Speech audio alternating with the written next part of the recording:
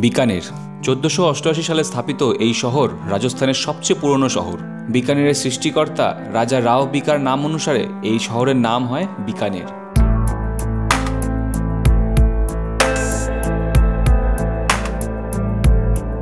আমাদের রাজস্থান ভ্রমণের দ্বিতীয় পর্বে আমি আপনাদেরকে ঘুরে দেখাবো বিকানেরের সমস্ত ফেমাস দর্শনীয় স্থানগুলো। জুনাগড় ফোর্ট থেকে শুরু করে ইঁদুর মন্দির কিভাবে ঘুরবেন তার সমস্ত তথ্য থাকবে এই ভিডিওতে।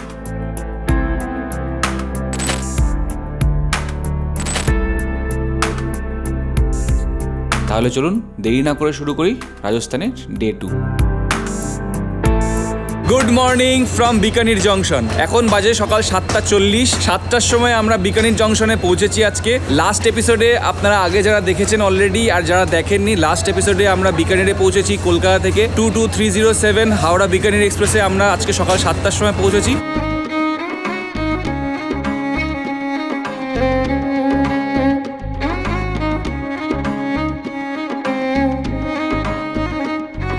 আজকে বিকানেরে আমরা এখানে সমস্ত জায়গা সাইট সিন করবো। আমরা এখন হোটেলে যাব, হোটেলে লাগেজ রেখে তারপরে ওখান থেকে আমরা একটা ক্যাব বা অটোতে করে সাইট সিন করবো। সমস্ত জায়গা, সমস্ত প্লেস ঘুরবো। একদিনে কোথায় কোথায় ঘোরা যায় আপনারা দেখতে পারবেন। তো চলুন আগে আমরা হোটেলে যাই। আর এটা হচ্ছে বিকানির স্টেশন। বিকানিরে টোটাল 6টা স্টেশন আছে। এই দিকটা থেকে সানরাইজ হচ্ছে, অসাধারণ সুন্দর একটা সানরাইজ সকালবেলা, রাজস্থানের প্রথম সানরাইজ। আর এটা হচ্ছে বিকানিরের 1 নম্বর প্ল্যাটফর্ম। এই তো সুরজিৎ, কি এবার কেমন লাগছে? এটা প্যালেস বা কিলার মতো লাগছে দেখতে, নর্মাল না, মানে রাজস্থানের ফিল চলে এলো স্টেশনে এসেই। একদম সত্যি কথা, মানে পুরো দেখে মনে হচ্ছে একটা প্যালেস, একটা ঐতিহাসিক কোনো জায়গাতে চলে এসেছি। একদম বিকানির থেকেই সেই ফিলটা কিন্তু চলে আসছে। এই যে স্টেশনটা দেখুন কি সুন্দর। তো আমাদের মেন এক্সিট কিন্তু এই দিকটা। আমরা এই 1 নম্বর প্ল্যাটফর্মে ওইখান থেকে নেমেছি, নেমে ওইদিকেও একটা এক্সিট আছে, বাট নতুন সুন্দর যে এক্সিটটা এইখান থেকে হচ্ছে মেন এক্সিট। যদি স্টেশনে আপনারা কোনো লাগেজ বা রেখে কোথাও আশেপাশে ঘুরতে চান, স্টেশনে ক্লক রুমেরও অ্যাভেলেবিলিটি আছে। ক্লক রুমটা ওই দিকে যেতে হবে আপনাদেরকে, ওই দিকে গেলে আপনারা ক্লক রুমটা পেয়ে যাবেন। তো আপনারা যদি স্টেশনে এসে ওয়েট করতে হয়, আপনারা চাইলে এখানে রিজার্ভেশন অ্যান্ড ওয়েটিং কাউন্টার আছে, আপনারা এখানে স্টেশনে বসে ওয়েট করতে পারেন। লাগেজ নিয়ে, প্রচুর লাগেজ থাকলে এখানে ভিতরে বসার সুব্যবস্থা রয়েছে। ওদিকে জেন্টস এবং লেডিসদেরও ওয়েটিং রুম আলাদা আলাদা রয়েছে।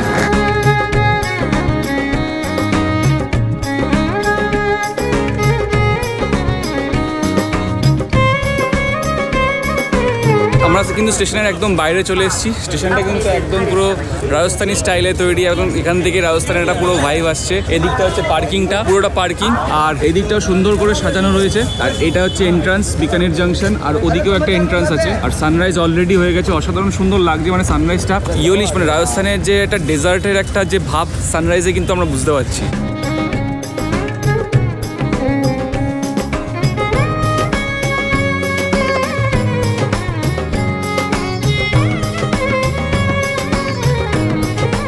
আমরা বিকানেরে পৌঁছে কিন্তু সবার ফার্স্টে এখন হোটেলেই যাচ্ছি। আর হোটেলটা আমরা কিন্তু একদম নিয়েছি একদম স্টেশনের থেকে 100 থেকে 150 মিটারের মধ্যে। আপনারাও চেষ্টা করবেন যাতে বিকানের স্টেশনের আশেপাশে কোথাও থাকা যায়, যাতে বিকানির থেকে ঘুরে সাইট সিন কমপ্লিট করে রাত্রিবেলা ট্রেন ধরতে যাতে কোনো অসুবিধা না হয়। তো এই হচ্ছে হোটেল রাজমহল, একদম স্টেশনের ওইখান থেকে, ওই যে পতাকা দেখা যাচ্ছে স্টেশনের, ওই স্টেশনের রাস্তা থেকে এসে এই হচ্ছে হোটেল রাজমহল।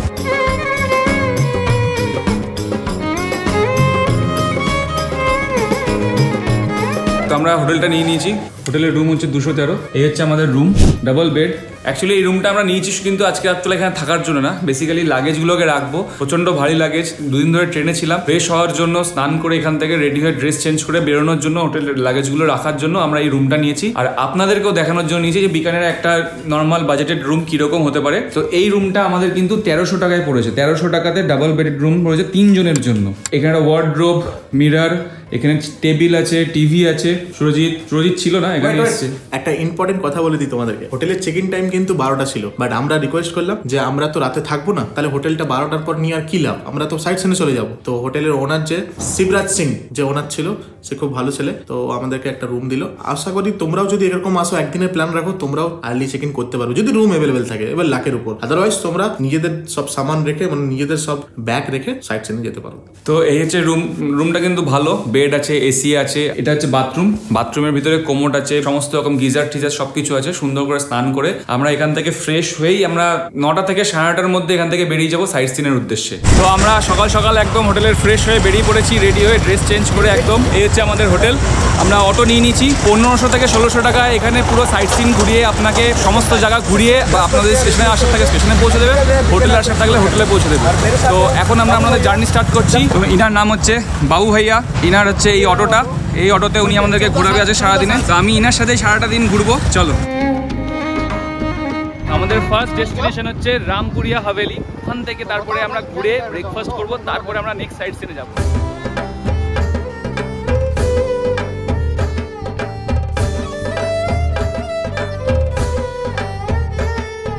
তো আমরা চলে এসেছি কিন্তু আমাদের প্রথম সাইট সিন রামপুরিয়া হাভেলি। এই হচ্ছে বিকানিরের রামপুরিয়া হাভেলি।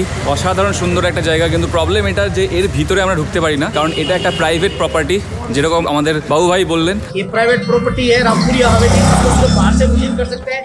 पीछे में इसका होटल है, अच्छा। लेकिन उसमें 250 रुपए पर पर्सन एंट्री फीस है, तो लेकिन कोई मतलब नहीं है वहाँ पे जाने का। होटल के अंदर बाहर से देखना, बाहर से सिर्फ हवेली देख सकते हैं। তো এই প্রাইভেট প্রপার্টিতে আমরা এখানে শুধুমাত্র বাইরে থেকে আমরা ভিজিট করব। এত সুন্দর এই কারিগরি দেখুন, এটা কিন্তু অনেক পুরনো এটা হাভেলি। এখানে এখনো এখানকার লোকেরা বাস করে, তার জন্য এর ভিতরে ঢোকা যায় না। কম করে 500 বছরের পুরনো এই হাভেলি, অসাধারণ সুন্দর, মানে দেখেই মনটা ভালো লেগে যাচ্ছে। মানে কিভাবে তৈরি হয়েছিল সেই সময় এই জায়গাগুলো, অসাধারণ সুন্দর। আর তার মাঝখান থেকে এই রাস্তাটা চলে গেছে, এই পুরো রাস্তাটা এখান থেকে আমরা ওই দিক থেকে এসেছি, ওই দিক থেকে এসে এইখানে রাস্তাটা এইভাবে চলে গেছে।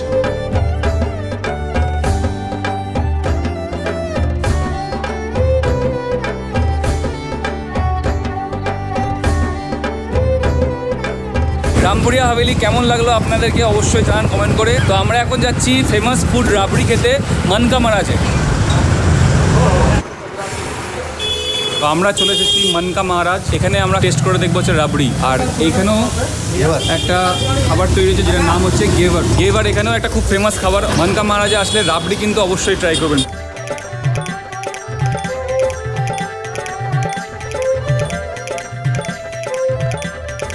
তো আমি নিয়ে নিয়েছি হচ্ছে রাবড়ি। জিনিসটা এতটাই ঘন, মানে দুধকে জ্বালিয়ে জ্বালিয়ে যে সরগুলো তৈরি হয় সেই সর বের করে সেটাকে দিয়ে রাবড়ি বানানো হয়। কেশর আছে তার মধ্যে, একটা আলাদাই টেস্ট। তো এই রাবড়ি কিন্তু 360 টাকা কিলো, মানে 100 গ্রামের দাম 36 টাকা। আমরা 100 গ্রাম করে প্রত্যেকে নিচ্ছি। এই যে কোয়ান্টিটিটা এটা কিন্তু 100 গ্রামে। দারুণ, মানে এই জিনিসটা এতটাই, 500 গ্রাম তো খেয়ে নিতে পারবো। মানকা মহারাজ থেকে আমরা কিন্তু রাবড়ি খেয়ে নিলাম। আর এই জায়গাটাকে বলে হচ্ছে মোতা চক। বিকানিরে আসলে মাস্ট ট্রাই, भीषण सुंदर कहते हैं। अभी हम कहाँ जाएंगे नेक्स्ट? जूनियर महाराज। जूनियर महाराज, वहाँ पे क्या है? कचौरी पकौड़ी वही है, चाय पट्टी वही है। चाय पट्टी।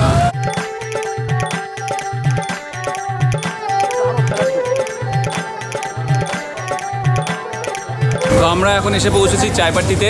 বিকানেরের বিখ্যাত একটা জায়গা চায়পাট্টি, যেটাকে ঠাট্টা বাজারও বলে। স্পেশাল হচ্ছে এখানে চায় খুব ভালো পাওয়া যায়, প্লাস এখানে স্ন্যাক্স কচুরি এখানে খুব বিখ্যাত। কচুরি চপ যেগুলোকে বলে, এখানে এক্সপিরিয়েন্স করতে এসেছি এই চায়পাট্টিতে। এই পুরো চায়পাট্টিতে কিন্তু এইটা সবচেয়ে ফেমাস। মারাত্মক ভিড় দেখতে পাচ্ছেন সবাই, বিশাল ভিড়। চায়পাট্টিতে যদি খেতে আসেন একটু টাইম হাতে নিয়ে আসবেন, তাড়াহুড়ো করলে কিন্তু পাবেন না, বিরাট ভিড় আছে। আমরা অনেক কষ্টে বলে 3টে কচুরি অর্ডার করেছি। এই হচ্ছে খিচুড়ি, কীভাবে খাবো বুঝতে পারছি না, পুরো হাতে পড়ে গেছে। অন্যরকম খেতে, খাস্তা, সেটাকে গ্রেভি করবো, একটা ঝোল, ঝোলের মধ্যে একটা তরকারিতে ভিজিয়ে।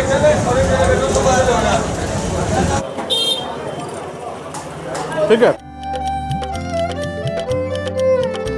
তো আমরা চায়পাট্টি থেকে কিছুটা সামনে এগিয়ে এই দিক থেকে চায়পাট্টি থেকে আসলে এখানে চলে এসেছি আমরা লক্ষ্মীনাথ টেম্পলে। তো আমরা প্রথমে লক্ষ্মীনাথ টেম্পলে যাব, এর ভিতরে যাব, এখান থেকে তারপরে আমরা জৈন টেম্পল ঘুরবো। চলো, এইটা হচ্ছে লক্ষ্মীনাথ টেম্পলের গেট, এর ভিতরে। এই দিকটা হচ্ছে জৈন টেম্পল, এইখানটাতে টেম্পলটা দেখা যাচ্ছে, এটা একটা চূড়া।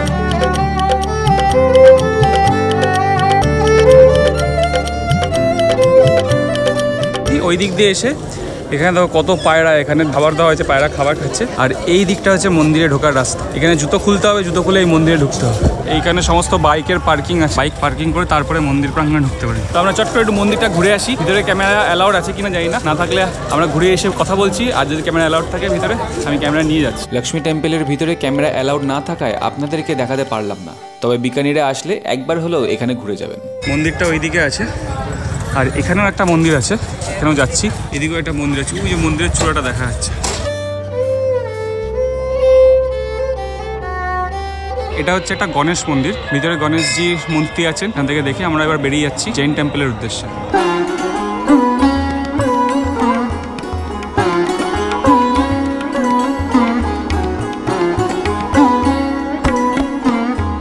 पूरे से व्यू देखोगे पूरा हैंड ब्लॉक का काम होता है, जैसे महारानी हो गया, बंदेज हो गया, लहरिया हो गया, 100 ग्राम का रसोई हो गया, वो पूरी ओल्ड सिटी के अंदर कलर वगैरह डाई वगैरह इधर होता है, और कपड़ा वगैरह सब घरों के अंदर इधर बनता है पुरानी ओल्ड सिटी के अंदर। आप ऊपर से व्यू देखोगे तो आप पूरे घरों के अंदर कपड़ा ही कपड़ा, आपको रंग बिरंगा कपड़ा ही कपड़ा मिलेगा।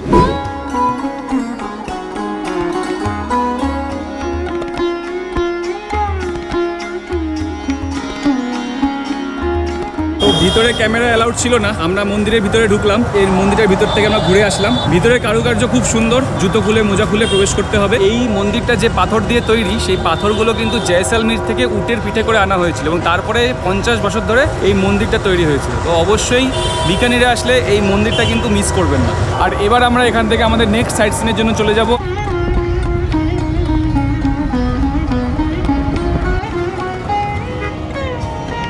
তো আমরা জুনাগড় ফোর্টের দিকে যাচ্ছি এবং যাওয়ার পথে আমরা একটা স্পেশাল জায়গা থেকে কেশরওয়ালা চা, আমরা বাংলায় বলি হচ্ছে কেশরের চা, তো এই চাটা আমরা নিলাম 20 টাকা করে। কাপটা কিন্তু অদ্ভুত, আমাদের ওখানে যে চায়ের কাপ মাটির কাপ থাকে, এখানকার মাটির কাপ কিন্তু একটু অন্যরকম।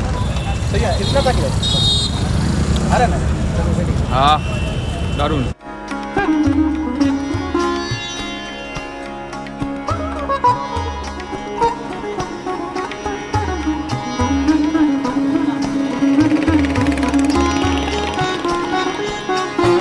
তো আমরা এসে পৌঁছেছি হচ্ছে বিকানেরের সবচেয়ে ফেমাস জুনাগড় ফোর্ট। আমার পিছনে যেটা দেখছেন আপনারা, এটা হচ্ছে জুনাগড় ফোর্ট, এটাকে বিকানের ফোর্টও বলে। এটা হচ্ছে সবচেয়ে ফেমাস ডেস্টিনেশন বিকানিরের। এখানে ঘুরতে কম করে 1 ঘন্টা সময় লাগবে। ভিতরে টিকিটিংয়ের সিস্টেম আছে, টিকিট নেব, তারপরে পুরো জায়গাটাকে আপনাদেরকে একসাথে ঘুরে দেখাবো। চলুন। এই ফোর্টটি তৈরি শুরু করা হয়েছিল 1589 সালে আর শেষ করা হয়েছিল 1937 সালে। পুরো 348 সাল লেগেছিল এই ফোর্টটি নির্মাণ করতে। আর একের পর এক রাজাদের 16 কুল ধরে একটু একটি করে এই কেল্লাটিকে পূর্ণ রূপ দিয়েছিল। এই যে গেটটা, ফার্স্ট গেটটার নাম হচ্ছে কারণ পোল। ধারালো যে একদম ছুঁচের মতো রয়েছে, এই গেটগুলোকে কিন্তু মেনলি তৈরি করা হয়েছিল ওই টাইমে হাতির অ্যাটাক থেকে বাঁচানোর জন্য, যাতে হাতি ডাইরেক্টলি এসে ধাক্কা দিয়ে গেট ভাঙতে না পারে। কারণ এই হাইটটা দেখো, এই যে ছুঁচগুলো, এই ছুঁচগুলোর হাইটগুলো কিন্তু অনেকটা উপরে। হাতির মাথা অনেক শক্ত, হয়তো হাতির মাথা দিয়ে ধাক্কা দিয়ে বা শুরু দিয়ে ধাক্কা দিয়ে গেট ভাঙতে না পারে, তার জন্য ওই ধারালোভাবে ওই গেটগুলোকে তৈরি করা হয়। ওই গেট থেকে ঢোকার পরে আমাদের এখানে দুটো পরপর গেট আসছে, একটা হচ্ছে সুরজ পোল আর এদিকে হচ্ছে রতন পোল। তো সুরজ পোল আর রতন পোল, এদিকে যাওয়ার রাস্তা মনে হয় নেই, এটা মনে হয় এক্সিট। আর এদিকে সুরজ পোল, এখানে দুটো হাতি আর মাহুত সাজানো আছে। তো যখন রাজাদের টাইমে হয়তো এইখানে হাতি সত্যিকারেরই দাঁড়িয়ে থাকতো মাহুতকে নিয়ে সবাইকে আমন্ত্রণ করার জন্য। চলো আমরা ভিতরে যাই, সুরজ পোলের ভিতরে ঢুকি। পাথরের সাথে চুন, মার্বেল ডাস্ট ও বালির মিশ্রণ দিয়ে এই পুরো জুনাগড় ফোর্টটা তৈরি। যে চুন সুরকি রাস্তা তৈরি আমরা ছোটোবেলাতে দেখেছি, সেই চুন দিয়ে যে এত বড় একটা কেল্লা দেখা যাবে তা আমার জানা ছিল না।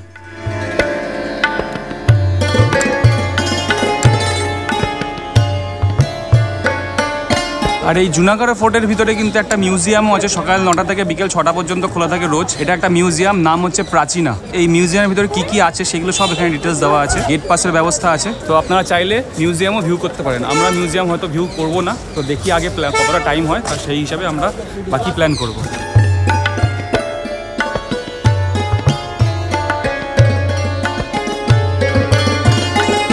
দুটো কামান রাখা রয়েছে, এখানে একটা গেটও আছে।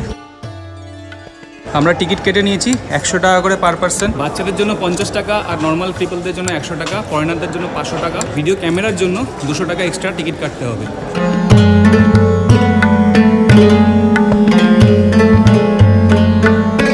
রাজস্থানের বিকানির শহরে প্রথম বিদ্যুৎ তৈরি করা হয় ও এই জুনাগড় ফোর্ট রাজস্থানের একমাত্র প্রথম ফোর্ট যেখানে প্রথম ইলেকট্রিসিটি আসে। नंबर्स लगे, नंबर्स के हिसाब से चलेंगे। नंबर 1 से स्टार्ट होता है, नंबर 33 तो कंप्लीट होगा फर्स्ट कोर्टयार्ड में। पहला कोर्टयार्ड वेलकम कोर्टयार्ड है, वहाँ पे रॉयल फैमिली अपने गेस्ट का वेलकम करते थे। ये सेकंड हिस्सा है होली चौक, यहाँ होली खेलते थे, इसलिए इसको होली चौक बोलते हैं। 1631 সালে ফোর্টের ভিতরে এই কারান প্যালেস তৈরি করেছিলেন রাজা করণ সিং। সেই সময় নতুন রাজাদের রাজ তিলকের অনুষ্ঠান এইখানেই সম্পন্ন করা হতো। আর এই প্যালেসের ছাদে চোখ ধাঁধালো সোনালি কারুকার্য করা একেবারে 22 ক্যারেটের গোল্ড দিয়ে, যা আজও পর্যন্ত মেরামতের প্রয়োজন হয়নি।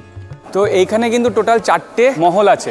এদিকে হচ্ছে বাদল মহল, এদিকটায় হচ্ছে ফুল মহল আছে, আর মেন যে এখানে অ্যাট্রাকশন সেটা কিন্তু হচ্ছে এই অনুপ মহল। অনুপ মহলের ভিতরে কিন্তু একটা বড় অ্যাট্রাকশন রয়েছে, চলুন দেখাচ্ছি। এইখানে যে কারুকার্যগুলো দেখা যাচ্ছে পরে নিচে যে কারুকার্যগুলো আছে, এগুলো সব কিন্তু যেখানে যেখানে গোল্ডেন কালার দেখা যাচ্ছে না, এই সবগুলো কিন্তু অরিজিনাল গোল্ড। এই গোল্ড দিয়ে পেইন্ট করা, এগুলো অরিজিনাল ওই টাইমে করা হয়েছিল, এখন না কিন্তু, এগুলো অনেক আগের। আর এইখানে একটা সিংহাসন মতো দেখতে পাচ্ছেন আপনারা, যেটা এই সিংহাসনে কিন্তু রাজা বসে এখানে খাস লোকেদের সাথে এখানে আলাপ আলোচনা করতো, মিটিং সভা করতো। তার জন্য এই জায়গাটার নাম হচ্ছে দিওয়ানে খাস। এই যে কার্পেটটা পুরো পাতা আছে, এটা কিন্তু উটের চামড়া দিয়ে তৈরি কার্পেট। মানে আমরা ভাবতেই পারছি না যে উটের চামড়া দিয়ে এত সুন্দর একটা কার্পেট তৈরি হয়। এটা কিন্তু একটা অদ্ভুত ব্যাপার। আর মানে এই যে পুরো ব্যাপারটা, এই যে গোল্ড, এটা কিন্তু জেনুইন গোল্ড পেইন্ট, মানে অরিজিনাল গোল্ড দিয়ে পেইন্ট করা। এই জুনাগড়ের রাজা ছিলেন দুটি রানী। তাদের দুইজনের নামে তৈরি এই দুটি বেডরুম ফুলমহল ও চন্দ্রমহল ফোর্টের সবচেয়ে পুরনো অংশ। এমনকি এই মহলের ছাদে 180 বছরের পুরনো কাঠের নিখুঁত কারুকার্যও করা রয়েছে।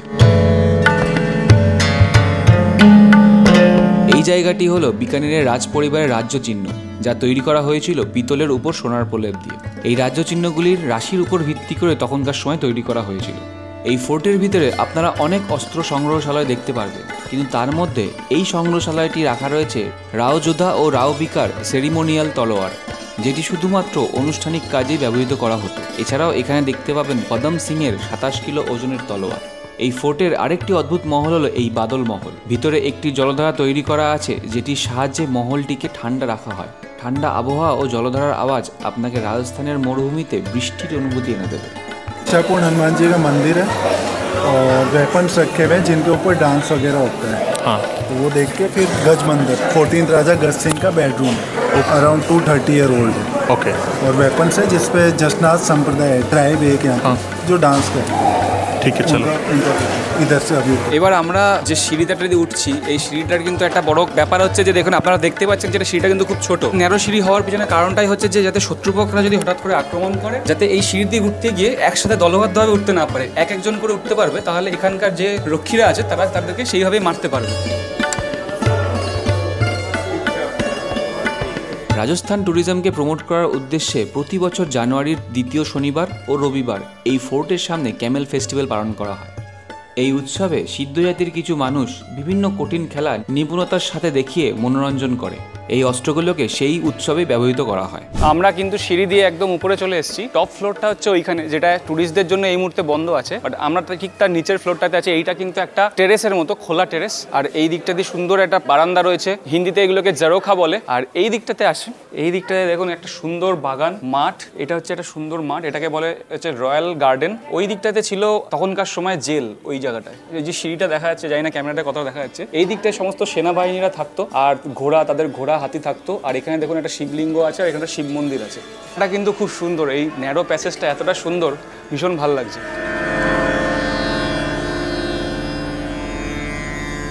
এরপর আমরা ঘুরতে ঘুরতে পৌঁছলাম গজ মন্দির, যেখানে রাজা গজ সিং এর বেডরুম আপনারা দেখতে পাবেন। নিচু খাটিয়া শুধুমাত্র নিচ থেকে শত্রুর আক্রমণকে রোধ করার জন্য তৈরি হয়েছে। রাজার এই বেডরুমের পাশেই দেখতে পাবেন একটা 160 সালেরও বেশি পুরনো কাঠের দোলনা, যেখানে সেই সময় কৃষ্ণ গোপালকে বসিয়ে দোল দেওয়া হতো। সবচেয়ে সুন্দর হলো এই দোলনায় সাজিয়ে রাখা পুতুলগুলো, যাকে কৃষ্ণের গোপী বলা হতো। এই দোলনা যখন দুলতো, তার সাথে সাথে গোপীরাও নড়াচড়া করতে পারত তারের সংযোগের মাধ্যমে। এরপর আমরা ঘুরতে ঘুরতে পৌঁছলাম এই ফোর্টের প্রধান অস্ত্রালয়ে, যেখানে যুদ্ধকালীন ব্যবহৃত সমস্ত অস্ত্রের ভাণ্ডার।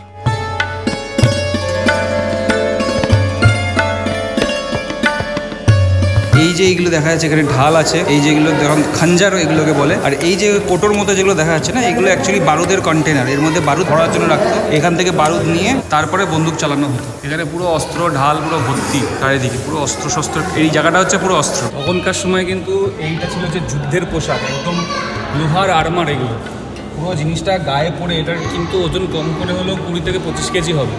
এইটা জিনিসটা পুরো গায়ে পরে তারপরে যুদ্ধ করতে নামতো। ভাবা যায় মানে এইসব জিনিসগুলো, এখনকার যে আমাদের ওয়ার টেকনোলজি কত উন্নত, আর এইসবগুলো তখন করে যুদ্ধ করতে নামতো। এইগুলো হচ্ছে হেলমেট, যুদ্ধ করার সময় যে হেলমেটগুলো থাকতো সেই হেলমেট। এটা হচ্ছে আর্মার বুকে পড়তো, এগুলো মাথায় ব্যবহার করার হেলমেট। মাথায়, এটা হাতে, আর ওইটা হচ্ছে একটা রাজার পোশাক। এইটা কিন্তু আরেকটা ওপেন প্লেস, মানে আমরা কেল্লার মধ্যেই দেখুন কতগুলো ওপেন প্লেস, মানে তখনকার দিনে একদম খোলামেলা থাকতো লোকজন, এখানে বিভিন্ন অনুষ্ঠান হতো, নাচ গানা হতো, অনেক কিছু হতো এইসব জায়গার। এত ওপেন প্লেস আর কত সুন্দর। কিছু কিছু জায়গাগুলো নষ্ট হয়ে গেছে, যেমন উপরে ওই জায়গাগুলো কিছুটা নষ্ট হয়ে গেছে, কিন্তু তাও এত বছরের পুরনো একটা জিনিস কিন্তু এত সুন্দরভাবে এখনও মজবুতভাবে দাঁড়িয়ে আছে। এই অস্ট্রেলিয়া থেকে বেরিয়ে আমরা প্রবেশ করলাম এই ফোর্টের দরবার হলে, যেটি বানানো শুরু করা হয়েছিল 1937 সালে আর শেষ হয়েছিল 14 বছর পরে। এই দরবার হলটি তৈরি হয়েছিল white marble, rose red sandstone ও টিক উড মানে সেগুন কাঠ দিয়ে। এখানে চন্দন কাঠের তৈরি একটি সিংহাসনও দেখতে পাবেন, যেটি 1919 সালে মহারাজা গঙ্গা সিংজি আনিয়েছিলেন। তো এখান থেকে দেখার পরে আবার যাচ্ছি আমরা আরেকটা জায়গায়, মানে এত বড় জায়গা এক্সপ্লোর করতে 2 ঘন্টা তো টাইম লাগবে। আমরা এখন যাচ্ছি ওয়ার্ল্ড ওয়ারের সময় ইউজ হওয়া একটা প্লেন দেখতে। আমরা চলে এসেছি কেল্লার ভিতরে একটা বিখ্যাত জায়গায়, যেখানে দেখুন সাইডে অনেক ধরনের পালকি রাখা হয়েছে। এটা এক ধরনের পালকি, এটা এক ধরনের পালকি, ওইটাও এক ধরনের পালকি, 3 ধরনের পালকি। আর সবচেয়ে উন্নত পালকি যেটা, সেটা হচ্ছে এইটা, যার কোনো বাহন লাগে না, নিজেই চলে। হেভিল্যান্ড DH-9DE গ্লাইডার প্লেন। 1917 সালে হেভিল্যান্ড ব্রাদার্স এই প্লেনটি নির্মাণ করেছিল, যেটি একটি 2 ম্যান ফাইটার প্লেন। প্রথম বিশ্বযুদ্ধের সময় বোম্বিংয়ের কাজে এই প্লেনটিকে ব্যবহার করা হয়েছিল। বর্তমানে এইরকম 2টি প্লেন আছে, যার মধ্যে একটি রয়েছে লন্ডনের ইম্পেরিয়াল ওয়ার মিউজিয়ামে আর একটি এই জুনাগড় ফোর্টে।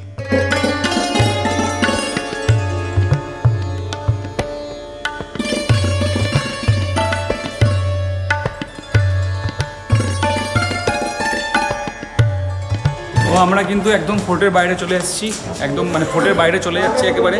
যে রাস্তা দিয়ে উঠেছিলাম সেই রাস্তা দিয়ে আমরা নিচে নেমে যাচ্ছি। কেমন লাগলো ফোর্টে? এবারে আমরা দুপুরে লাঞ্চ করব। কোথায় করবো জানি না, বাবু ভাইয়া কোথায় আমাদেরকে লাঞ্চ করাতে নিয়ে যাবে দেখা যাক। লাঞ্চ করে তারপরে আমরা সোজা চলে যাব হচ্ছে আমাদের নেক্সট ডেস্টিনেশন। ফোর্ট থেকে বেরিয়ে আমরা পাড়ি দিলাম আমাদের পরবর্তী গন্তব্য ক্যামেল রিসার্চ সেন্টার ভ্রমণে। এই যাত্রাপথে আরও 2টি প্যালেস আপনারা ঘুরে দেখতে পারেন। একটি হলো লালগড় প্যালেস ও আরেকটি লক্ষ্মী নিবাস। এই লালগড় প্যালেসটি স্যার সুইনটন জ্যাকব দ্বারা ডিজাইন করা হয়েছিল এবং 1902 সাল থেকে 1926 সালের মধ্যে মহারাজা গঙ্গা সিং দ্বারা নির্মিত হয়েছিল। এই প্যালেসটি নির্মাণের সময় লাল বেলে পাথরের ব্যবহার করা হয়েছিল।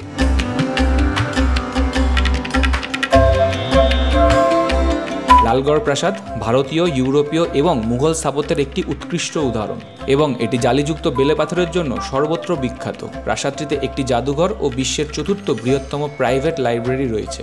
এই প্রাসাদটিকে বর্তমানে একটি হেরিটেজ হোটেলে রূপান্তরিত করা হয়েছে।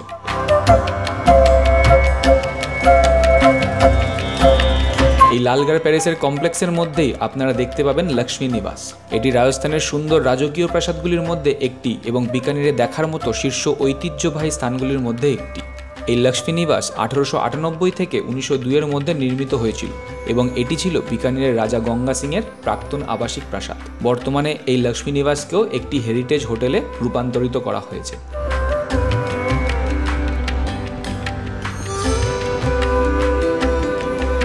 তো আমরা চলে এসেছি ক্যামেল রিসার্চ সেন্টারের এখানে। এই ক্যামেল রিসার্চ সেন্টারটা কিন্তু বিকানির সিটি থেকে 8.5 কিলোমিটার দূরে। অটোটা আমাদের রাস্তার এখানে দাঁড়িয়েছে আর আমরা এখানে একটা ধাবাতে দাঁড়িয়েছি। এই ধাবাতে আমরা দুপুরের লাঞ্চের জন্য বলে দিয়েছি ভেজ লাঞ্চ আমরা দুপুরে করব। আর এখন আমরা যাচ্ছি হচ্ছে ক্যামেল রিসার্চ সেন্টারে, যেখানে 350 প্রজাতির উট নিয়ে রিসার্চ করা হয় এবং সেখানে উট পালন করা হয়। তো ওইটাই দেখতে যাচ্ছি আমরা বেসিক্যালি এখন। তো চলুন আপনাদেরকেও দেখাই। ক্যামেল রিসার্চ সেন্টারে বিভিন্ন প্রজাতির উট থাকে ওইখানে এবং ওখানে এই অল ওভার এশিয়াতে এই বিকানিরেই একমাত্র ক্যামেল রিসার্চ সেন্টার আছে।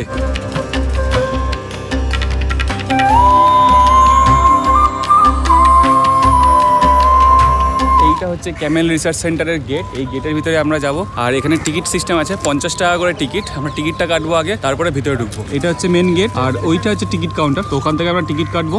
এখানে 50 টাকা টিকিট, ফরেনারদের জন্য 200 টাকা, আর যদি ক্যামেল রাইড কেউ করতে চান তাহলে সেটার জন্য 100 টাকা। এখান থেকে টিকিট কাউন্টার গরমকালে 7টার সময় টিকিট কাউন্টার বন্ধ হয়ে যাবে আর শীতকালে 6টার সময় টিকিট কাউন্টার বন্ধ হয়ে যায়। আমরা তো ক্যামেল রাইড করবো না, আপনারা যদি জয়সলমীর যান ওখানে ক্যামেল রাইড করলে এখানে ক্যামেল রাইড করার কোনো দরকার নেই।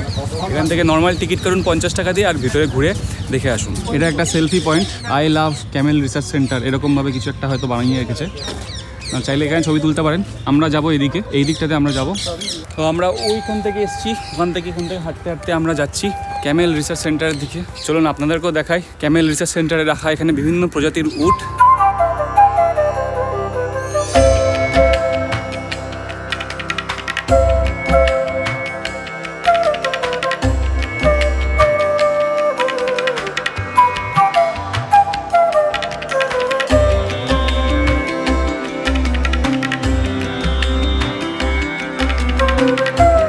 হচ্ছে ক্যামেল ডেয়ারি, ওই একটা উট দেখা যাচ্ছে। আর এখানে দেখুন কত উট। আর একটু সামনে গিয়ে দেখায় আপনাদেরকে, এই দেখুন একটা তো শুয়ে আছে।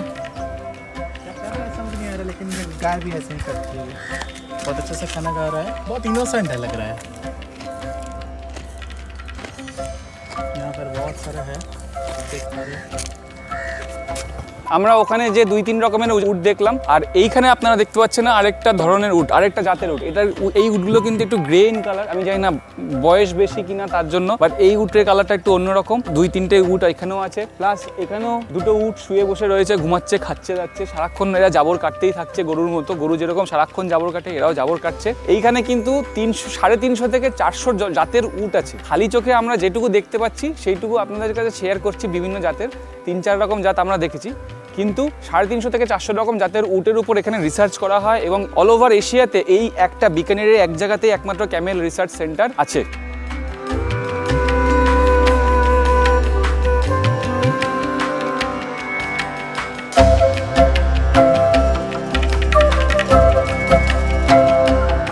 আপনারা যদি ক্যামেল রিসার্চে আসেন তাহলে ট্যুরিস্ট ম্যাপের জন্য এখানে একটা হেল্প দেওয়া আছে, এন্ট্রি গেট। এখান থেকে ঢুকে আপনারা এই দিক দিয়ে ঘুরে মানে পুরো জায়গাটা ঘুরতে পারবেন। এই ট্যুরিস্ট ম্যাপটা যদি একটু ফলো করেন, ছবি তুলে নেন, আমার থেকে স্ক্রিনশট নিয়ে নেন, অথবা আপনারা যদি এখানে আসেন তাহলে এখানে একটা স্ক্রিনশট নিয়েও ঘুরতে পারবেন। আমরা ক্যামেল রিসার্চ সেন্টারের বাইরে টিকিট কাউন্টারে চলে এসেছি, আর টিকিট কাউন্টারে ঠিক বাদিকের কাউন্টারটাই হচ্ছে Camel milk product. Camel milk প্রোডাক্টের মধ্যে এখানে অনেকগুলো প্রোডাক্ট আছে, যেগুলো চাইলে আপনারা ট্রাই করতে পারেন। এখানে প্রত্যেকটা দাম দেওয়া আছে হিন্দি এবং ইংলিশে, এটা ইচ্ছা হবে সেটা খান। আমরা একটা ক্যামেলের লস্যি নিচ্ছি, মানে ক্যামেল মিল্কের লস্যি, টেস্ট করে দেবো কিরকম লাগে। তো আমি নিয়ে নিচ্ছি একটা ক্যামেলের লস্যি, 250 মিলিলিটারের ক্যামেল লস্যি। খেয়ে দেখছি, সেটা হচ্ছে বড্ড পাতলা খেতে। আমুল লস্যি যেরকম আমরা খেয়েছি আমাদের ওখানে, ওরকম না, চলে যাবে, টেস্ট করার জন্য যথেষ্ট।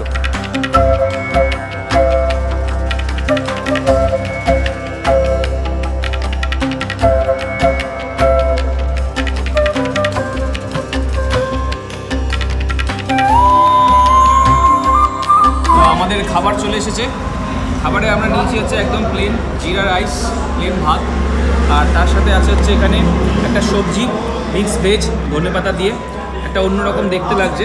আর তার সাথে আছে হচ্ছে এখানে ডাল, ডালের মধ্যে উপরে ঘি দেওয়া ছিল। সুরজিৎ অলরেডি খাওয়া শুরু করে দিয়েছে, তার জন্য ডালের মধ্যে ঘিটা দেখা যাচ্ছে না।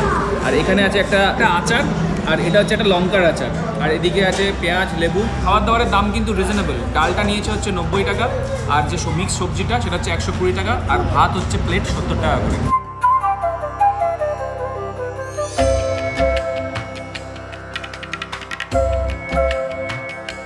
তো আমরা খাওয়া দাওয়া কমপ্লিট করে নিলাম, ভালোই খাওয়া দাওয়া হয়েছে এখানে, খাবারের টেস্টও ভালো ছিল। আপনারা যদি এখানে আসেন ক্যামেল রিসার্চ সেন্টারে, এখান থেকে খাওয়া দাওয়া করতে পারেন, ভালো খাওয়া দাওয়ার সুযোগ সুবিধা আছে। আগে থেকে বলে রাখবেন, এখানে এসে ঢোকার আগে খাবারের অর্ডার দিয়ে যাবেন, তাহলে একদম ফ্রেশ খাবার দাবার বানিয়ে দেবে। এখানে কিন্তু আগে থেকে রেডিমেড খাওয়া দাওয়ার পাওয়া যায় না, যেরকমভাবে আপনি অর্ডার দেবেন সেরকমভাবে খাবারটা তারা বানিয়ে দেবে।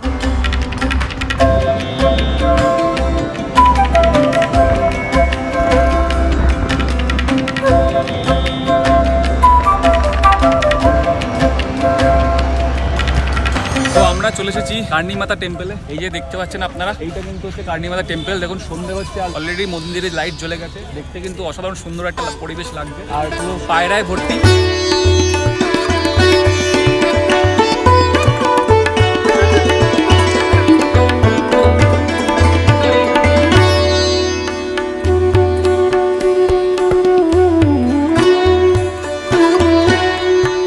মন্দিরটার বিশেষত্ব হচ্ছে যে এখানে প্রচুর পরিমাণে ইঁদুর আছে, আর ইঁদুর হচ্ছে এখানকার মানে দেবতা রূপে পুজো হয়। অ্যাকচুয়ালি এখানে যে কার্নিমাতা আছে তার বংশের লোক হিসেবে বলা হয়, তো এখানে এটাকে ইঁদুর মন্দিরও বলে আমরা অনেকে। তো চলুন আমরা আপনাদেরকে দেখাচ্ছি কার্নিমাতা টেম্পলের ভিতরে। যাই না ক্যামেরা করতে পারবো কিনা, বাট ক্যামেরা করতে পারলে অবশ্যই দেখাচ্ছি। আমরা মন্দির প্রাঙ্গণে ঢুকলাম ওখান থেকে, আর এখানে কিন্তু একটা পুরো মেলার মতো পরিবেশ, চারিদিকে দোকানপাট ভর্তি, আখের রসের দোকান, এখানে কচুরির দোকান, ওদিকে ফল, ওদিকে হচ্ছে এটা ফলের দোকান, ওদিকে খেলনা, এখানে বিভিন্ন ঘরের জিনিসপত্র, বাসনপত্র। ও আচ্ছা, এখানে মেয়েদের চুড়ি, বিভিন্ন স্টাইলের এখানকার রাজস্থানী চুড়ি পাওয়া যাচ্ছে। আর এই দিকটা হচ্ছে এই যে মন্দিরটা দেখা যাচ্ছে, এই হচ্ছে মন্দিরটা। প্রচুর পায়রা দেখতে পাচ্ছি মন্দিরে এখানে। আমরা মেন গেটে যাই, সামনে থেকে ঢুকবো, টিকিটের ব্যবস্থা আছে নিশ্চয়ই।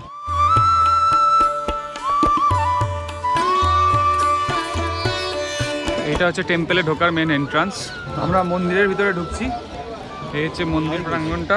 বাইরে থেকে কিন্তু ভীষণ সুন্দর লাগছে, এই সামনের গেটে এত সুন্দর কাজ, আর ওই দিকে দেখুন কত পায়রা ঘুরে বেড়াচ্ছে দেখুন।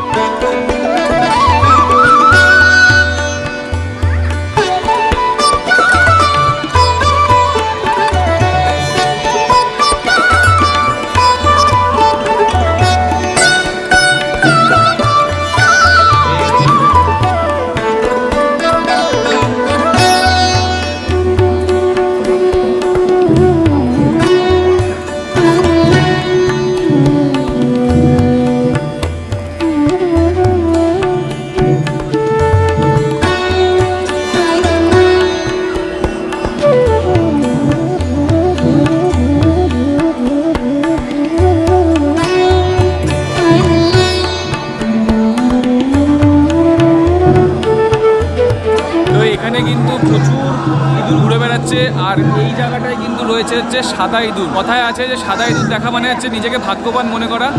তো আমি জানি না দেখতে পাবো কিনা, চেষ্টা করছি দেখার। এখন প্রচুর ভিড়, লোকজন দেখছে। তারা মন্দির প্রাঙ্গণটা দেখুন, এই জায়গাটা দিয়ে সবাই লাইন দিয়ে কার্নি মাতা দর্শনে ঢুকছেন। এখানে সবাই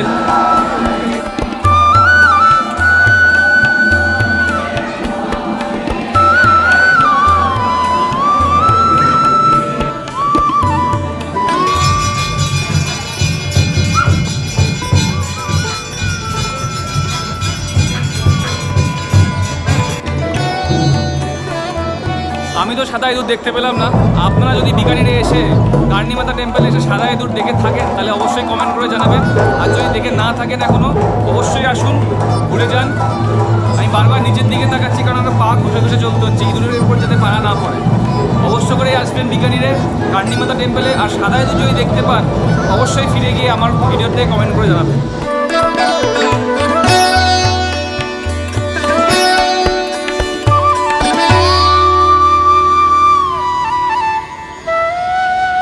তো আমাদের কার্নি মাতা মন্দির দেখা হয়ে গেল। এই হচ্ছে মন্দিরটা রাতের ভিউ।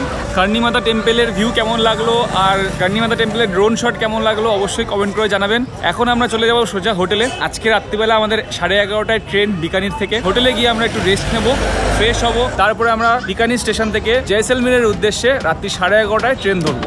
কার্নি মাতা টেম্পল থেকে বিকানির স্টেশনের দূরত্ব 30 কিলোমিটার। আমরা সোজা হোটেলে পৌঁছে একটু ফ্রেশ হয়ে কিছুক্ষণ রেস্ট নিয়ে বেরিয়ে পড়লাম রাতের ডিনার সারতে। স্টেশন রোডের উপরে অনেক রেস্টুরেন্টের অপশন পেয়ে যাবেন রাতের ডিনারের জন্য। আমরা ডিনার সেরে বেরিয়ে পড়লাম আমাদের পরবর্তী গন্তব্য জয়সলমীরের উদ্দেশ্যে। 14704 জয়সলমীর এক্সপ্রেস বিকানিরের প্ল্যাটফর্ম নম্বর 6 সবে মাত্র এসে পৌঁছালো এক নতুন গন্তব্যের উদ্দেশ্যে। তো বিকানেরকে টাটা বাই বাই জানিয়ে আজকের বিকানির এপিসোডটা এখানেই শেষ করছি। আমাদের ট্রেন চলে এসেছে বিকানির থেকে জয়সলমীরের জন্য। কালকে সকালবেলা আমরা জয়সলমীরে পৌঁছে যাব, আর কাল থেকে চালু হচ্ছে নতুন এপিসোড ফ্রম জয়সলমীর। জয়সলমীরে আমরা 3টে ভিডিও নিয়ে 3 দিন থাকবো, 3 দিনে 3টে ভিডিও। তো আজকের এই বিকানিরের সাইট সিন যদি আপনাদের ভালো লেগে থাকে অবশ্যই কমেন্ট করে জানাবেন, লাইক করে দেবেন আর বন্ধুদের সাথে শেয়ার করবেন। ভালো থাকবেন, দেখা হচ্ছে নেক্সট এপিসোডে।